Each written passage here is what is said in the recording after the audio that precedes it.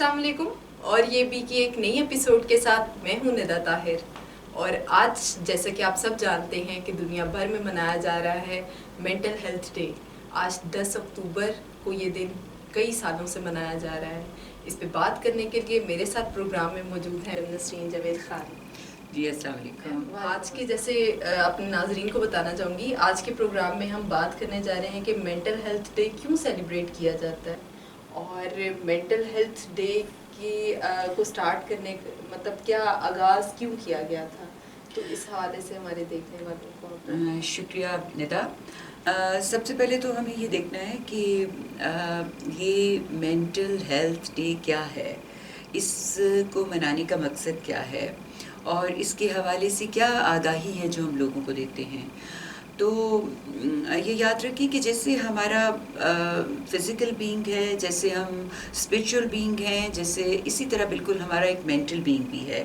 تو پوری دنیا نے اس بات کو ریکگنائز کر لیا ہوا ہے کہ اگر ہم کسی ایک حوالے سے بھی صحت نہیں رکھتے، لائک اگر ہم فزیکلی فٹ نہیں ہیں تو مینٹلی اور اسپریچولی فٹ ہو کے بھی ہمیں ہیلدی نہیں کہا جا سکتا. بالکل اسی طرح اگر مینٹلی ہم ٹھیک نہیں ہیں تو اگر ہم فزیکلی اور اسپریچولی ٹھیک بھی ہیں تو ہم ایک پوری طرح سے صحت مند انسان نہیں کہلاتے. تو یہ دن کا آغاز جو سیلیبریشن کرنا یا اس کے لیے کہہ لیں کہ اس کو آرگنائز کرنے کا مقصد یہ تھا کہ لوگوں کو اویئرنیس دی جائے کہ یہ مینٹل پرابلمس آپ کی زندگی کو کس قدر افیکٹ کرتے ہیں کہ آپ پھر اس کے بعد نارمل بیہیو ہی نہیں کر سکتے. اور ہم یہ جانتے ہیں کہ یہ صرف ایسا نہیں ہے کہ یہ کوئی امیروں کی بیماری ہے یا یہ ہم کہیں کہ یہ کوئی غریبوں کی بیماری ہے.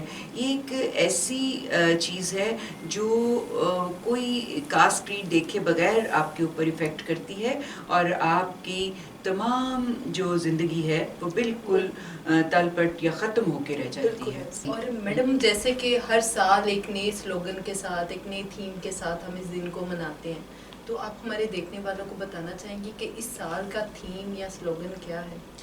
جی میں نے بتایا نا کہ مینٹل ہیلتھ کے حوالے سے ہر سال اس کے بارے میں تھیم دی جاتی ہے تاکہ لوگ اس پہ غور کریں اور اس کے حوالے سے متوجہ ہوں اور سوچیں کہ ہم کیسے اس میں بہتری لا سکتے ہیں. تو اس دفعہ اس کی جو تھیم ہے وہ ہے کہ ان ایکویلٹی ان دا سوسائٹی، یعنی جو یہ ڈیپ روٹڈ ہوتی جا رہی ہے ان ایکویلٹی، اس کا رزلٹ یہ ہے کہ مینٹل ہیلتھ کے جو ایشوز ہیں وہ بہت ڈیپ ہوتے جا رہے ہیں، بڑھتے جا رہے ہیں. جیسے ہم اکنامکس میں ایک رول پڑھتے ہیں 80-20 کا، کہ 80% لوگ جو ہیں وہ 20% وسائل ان کے پاس ہیں، اور جو 20% ہے ان کے پاس 80% وسائل ہے، جس کا رزلٹ یہ نکلتا ہے کہ معیشت جو ہے اس کا پہیہ اس طرح سے نہیں گھومتا جیسے کہ اس کو گھومنا چاہیے. بالکل ایسے ہی سوسائٹی میں کچھ اس قسم کے ہمارے کلچرل سیٹ اپ ایسا ہوتا جا رہا ہے کہ یہ ڈیوائیڈ بڑھتا چلا جا رہا ہے ہیوز اور ہیو ناٹ میں. تو اس کا رزلٹ یہ نکلتا ہے کہ جو لوگوں کے اندر سٹریس ہے، ڈپریشن ہے، ٹینشن ہے، انزائٹی ہے، یہ جتنی ہوتی ہے اس سے بڑھ کے ہو رہی ہے. تو اس دفعہ انہوں نے یہ تھیم رکھ کے لوگوں کو اویئرنیس دینی چاہیے کہ لوگوں کو یہ پتہ ہو کہ جتنی یہ تفاوت کم کی جائے گی، جتنا یہ گیپ سوسائٹی میں کم ہوگا امیر اور غریب، ہیوز اور ہیو ناٹس میں، اس کا رزلٹ نیچرلی یہ نکلے گا کہ لوگوں میں انزائٹی، ڈپریشن، ٹینشن اور مینٹل النس کے جو اس سے متعلق اور بھی ایشوز ہیں ان میں کمی واقع ہوگی. جیسے کہ ہم ایک ریہیبلیٹیشن سینٹر چلا رہے ہیں، وومن کیئر سینٹر ریہیب 1. تو میں بتانا چاہوں گی کہ ہم لوگ ماشاءاللہ اس ایئر سے ہی ہم نے اس کو سٹارٹ کیا، اور ہم ڈرگ ایڈکشن کے ساتھ ساتھ سائیکولوجیکل ایشوز کو بھی ایڈریس کر رہے ہیں. ہم آؤٹ ڈور بیسس پہ بھی میل فیمیل بچوں سب کو کیٹر کر رہے ہیں، اور اس کی اویئرنیس ہونا بہت ضروری ہے. ہر طرح کے ڈس آرڈر کا پیشنٹ ہم سے کانٹیکٹ کر سکتا ہے، اور ہم اس کی حالی صرف یعنی میں بتانا چاہ رہی ہوں کہ ڈرگ ایڈکشن کے پارٹ کو ہم کور نہیں کر رہے، سائیکولوجیکل باقی سارے ایشوز بھی. جی نتا یہاں پہ ایک بات میں اور بھی بتاتی چلوں کہ جب یہ مینٹل النس کا کوئی شکار ہوتا ہے، یہ بہت طرح کی ہوتی ہے نا، بیسک تو میں نے آپ سے ڈسکس کی ہیں، بتائی ہیں اس میں، لیکن اس میں بہت طرح کی النسز ہوتی ہیں. تو جب ہم ان کی طرف توجہ نہیں دیتے، جب ہم ان کو ایڈریس نہیں کرتے، تو اس کا رزلٹ یہ ہوتا ہے کہ بندہ پیس تلاش کرتا ہے. اس کو چاہیے ہوتا ہے کہ وہ اتنا ڈسٹرب ہے تو وہ کہاں سے سکون پائے، تو پھر وہ ڈرگس کی طرف چل پڑتا ہے.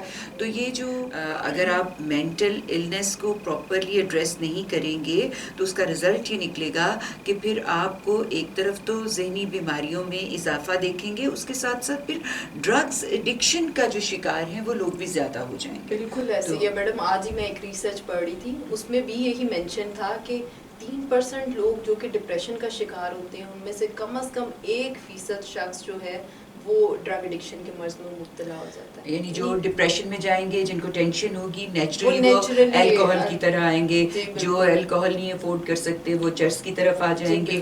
چونکہ ہم ریہیبلیٹیشن سینٹر میں کام کر رہے ہیں، ہمارے پاس پیشنٹس آتے ہیں، ہم ان کی ذہنی حالت جو ہے اس کو اسیس کرتے ہیں، اور ان کی جو ہسٹری لی جاتی ہے ان میں زیادہ تر ہمارے سامنے جو کیسز آتے ہیں اس میں وہ لوگ ہوتے ہیں جو کسی نہ کسی چھوٹے ایشو سے شروع ہو کر وہ بڑے ایشو پہ چل پڑتے ہیں. یعنی وہ چھوٹا ایشو گھر کی بے توجہی اور گھر کا ناسازگار ماحول جو ہے وہ ان کو لیڈ کرتا ہے کہ وہ پھر فرار کے نئے راستے تلاش کرتے ہیں، اور ان رستوں میں سب سے آسان رستہ انہیں یہ لگتا ہے کہ وہ ڈرگس کی طرف آ جائیں، اور اس ڈرگس کے پنجے میں جب وہ پھنس جاتے ہیں تو پھر اس میں سے نکلنا اور بھی مشکل ہو جاتا ہے، بنسبت اس کے کہ اگر ہمیں مینٹل ہیلتھ میں پرابلم نظر آ رہا ہے، ہم فوری طور پر اس کو ایڈریس کریں تو ہم جلدی اس میں سے نکال سکتے ہیں.